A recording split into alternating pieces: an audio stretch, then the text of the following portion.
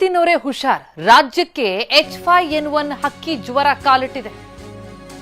ಹೆಸರಘಟ್ಟದಲ್ಲಿರುವಂತಹ poultry ಫಾರ್ಮ್ನಲ್ಲಿ H5N1 virus ಪತ್ತೆಯಾಗಿದೆ.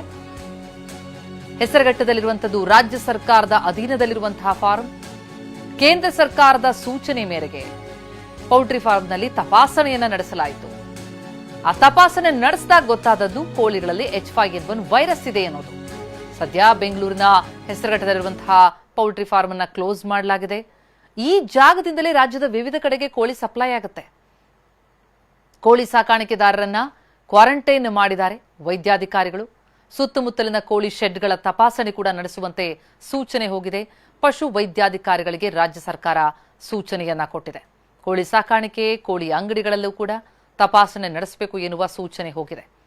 ಪಶು ವೈದ್ಯಾಧಿಕಾರಿಗಳಿಂದ ಸುತ್ತಮುತ್ತಲಿನ ಗ್ರಾಮ ಪಂಚಾಯಿತಿಗೂ ಕೂಡ ನೋಟಿಸ್ ಕೊಡಲಾಗಿದೆ.